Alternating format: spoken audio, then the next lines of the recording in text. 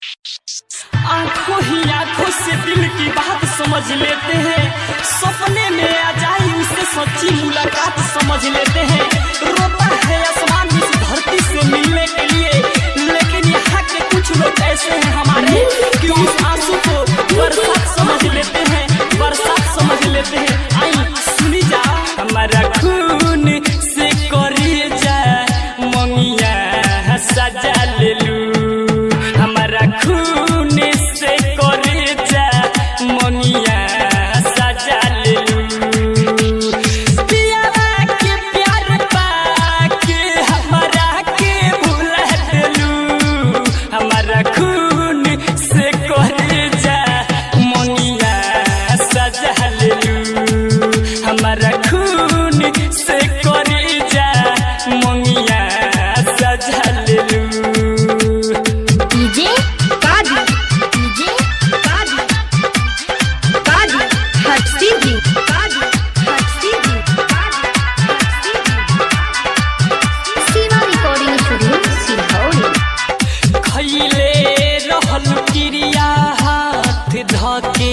माथे पे तब कहे तू छोड़ गईलू हमारा साथ के,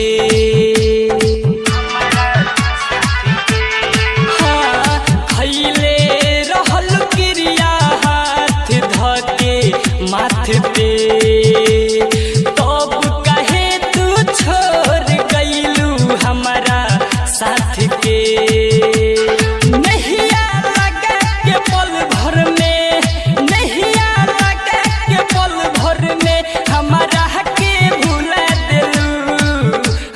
खून से करे जा मंगिया सजा ले लू, हमारा खून से करे जा मंगिया सजा ले लू।